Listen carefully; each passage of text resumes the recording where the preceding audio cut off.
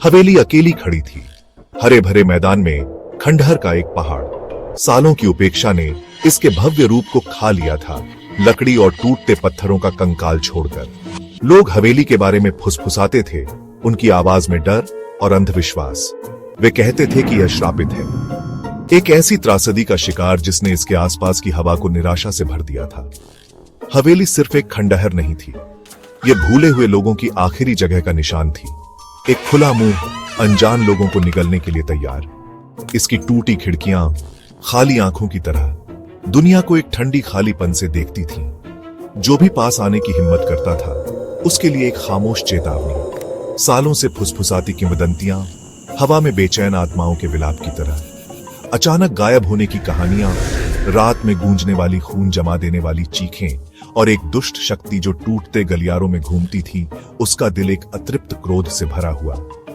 कई लोगों ने हवेली के रहस्यों को उजागर करने की हिम्मत की थी, जिज्ञासा और डर के मिश्रण से आकर्षित।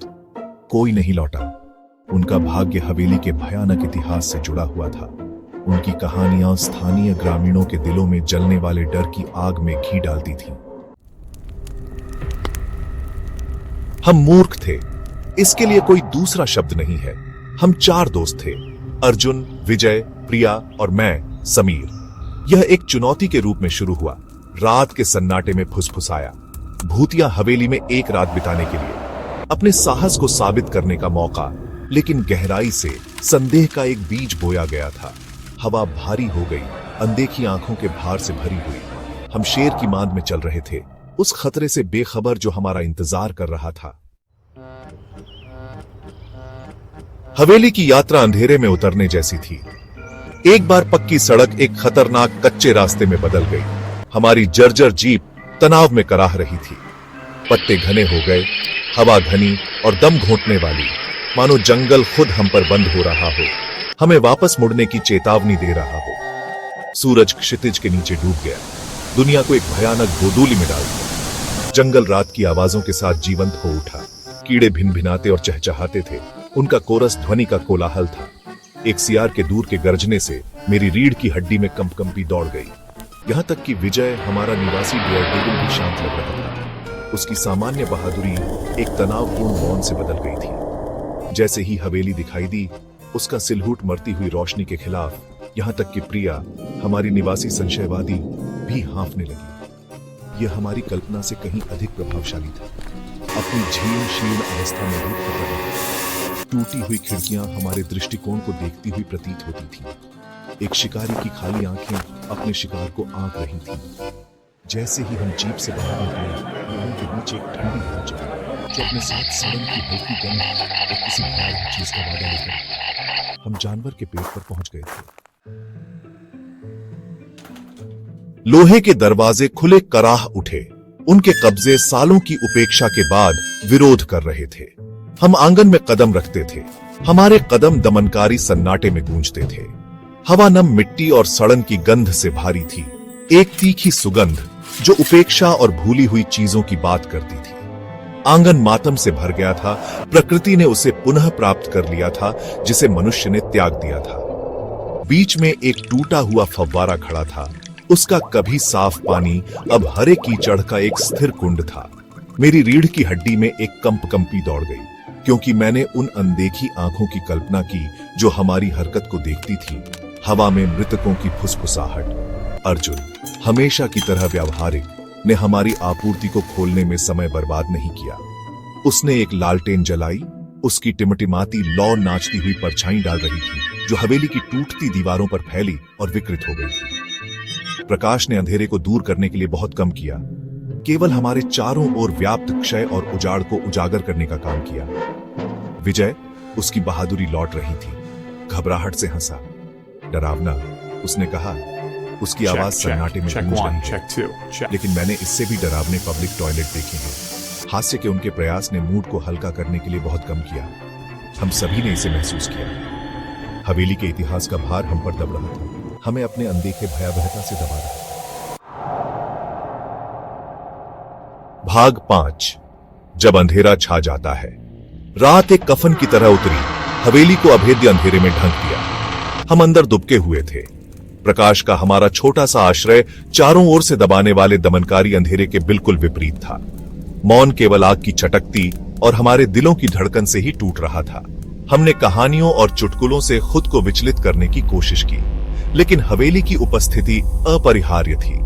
फर्श के तख्तों की हर चीख, खिड़कियों के बाहर पत्तों की हर सरसराहट हमारी नब्ज दौड़ा देती थी। हवा प्रत्याशा से भर गई, भय का एक ठोस भाव जो हमसे मकड़ी के जाले की तरह चिपक गया। प्रिया, उसकी सामान्य शंका एक स्पष्ट भय से बदल गई। धीमी आवाज में बोली, क्या तुम्हें कभी ऐसा लगता है जैसे हम देखे जा रहे हैं? उसने पूछा।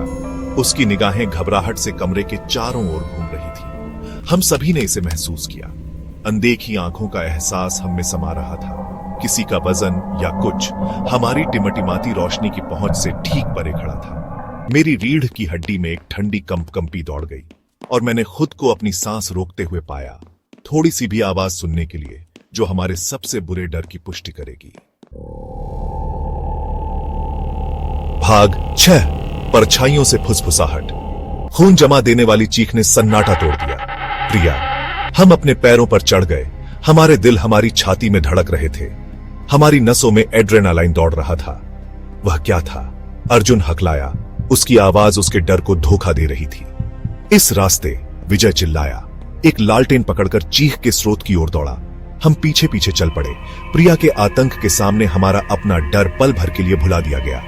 हवेली हमारे चारों ओर मूर्ति और मुड़ती हुई प्रतीत हो रही थी। गलियारे एक अंतहीन भूल भुलैया में फैले हुए थे।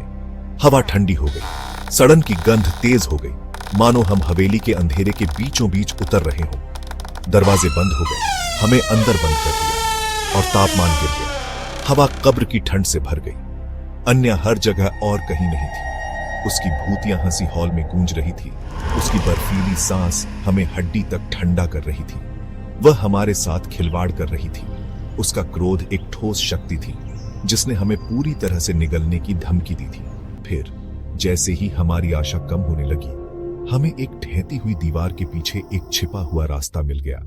यही हमारा एकमात्र मौका था। भाग 7। अनावरण। डर, कच्चा और आदिम, हमें जकड़ लिया। हम किसी प्राचीन और दुष्ट चीज में ठोकर खा गए थे।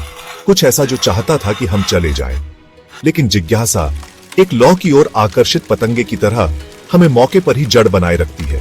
हमें सच्चाई जाननी थी।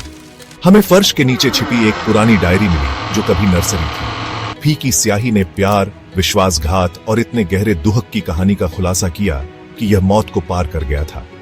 हवेली की मालकिन अन्या नाम की एक महिला की इन दीवारों के भीतर बेरहमी से हत्या कर दी गई थी। उसकी आत्मा हमेशा के लिए उसके असामयिक निधन के स्थान पर बंध गई थी। अन्या की डायरी ने एक आदमी के लिए उसके अमर प्रेम की बात की। एक प्यार जिसे उसके अपने भाई ने धोखा दिया, लालच और ईर्ष्या से प्रेरित उसने उसकी विरासत के लिए उसकी हत्या कर दी थी। अपने अपराध को छुपाया और भूतिया होने की अफवाहों को जड़ पकड़ने दिया। जैसे जैसे हम डायरी में गहराई से उतरते गए, अन्या के दुखद जीवन के टुकड़ों को जोड़ते गए, हमें एहसास हुआ कि हम केवल एक भूत के साथ नहीं, बल्कि एक तामसिक आत्मा के साथ काम कर रहे हैं, जो बहुत पहले किए गए अपराध के लिए न्याय मांग रही है। भाग 8। रसातल से पलायन। हमें भागना पड़ा। हवेली, जो कभी रुग्ण जिज्ञासा की वस्तु थी, अब एक जेल थी और हम उसके अनजाने बंदी थे। अन्या का क्रोध स्पष्ट था। उसकी उपस्थिति हर पल मजबूत होती जा रही थी। हम भूल भुलैया के गलियारों से भागे। हवेली हमारे चारों ओर बदलती हुई प्रतीत हो रही थी, हमें उसके घातक आलिंगन में फंसा रही थी। दरवाजे बंद हो गए, हमें अंदर बंद कर दिया और तापमान गिर गया। हवा कब्र की ठंड से भर गई। अन्या हर जगह और कहीं नहीं थी। उसकी भूतियां हंसी हॉल में गूंज रही थी। उसकी बर्फीली सांस हमें हड्डी तक ठंडा कर रही थी। वह हमारे साथ खिलवाड़ कर रही थी। उसका क्रोध एक ठोस शक्ति थी जिसने हमें पूरी तरह से निगलने की धमकी दी थी। फिर जैसे ही हमारी आशा कम होने लगी, हमें एक ढहती हुई दीवार के पीछे एक छिपा हुआ रास्ता मिल गया। यही हमारा एकमात्र मौका था। भाग 9। हमारे अतीत के भूत। हम हवेली से सुबह की रोशनी में निकल पड़े, हांफते हुए।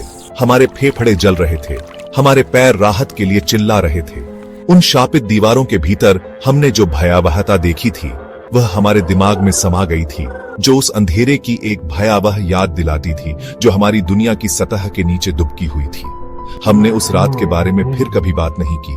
अन्या की याद, उसके दर्द और उसके क्रोध ने हमारे सपनों को सताया। हवेली खड़ी रही, दुख की स्थायी शक्ति और इस भयावह सच्चाई का प्रमाण कि कुछ पापों को कभी धोया नहीं जा सकता। हम अपनी जान बचाकर भाग निकले थे, लेकिन हम जानते थे कि हमारा एक हिस्सा हमेशा के लिए उन टूटती दीवारों के भीतर फंसा रहेगा जो अन्या की विरासत और हवेली के भूतिया रहस्य से बंधा होगा। अनुभव ने हमें बदल दिया था। दुनिया के बारे में हमारी धारणा और हमारी दृष्टि के किनारे पर नाचने वाली परछाइयों को हमेशा के लिए बदल दिया था। हमने सीखा था कि कुछ दरवाजे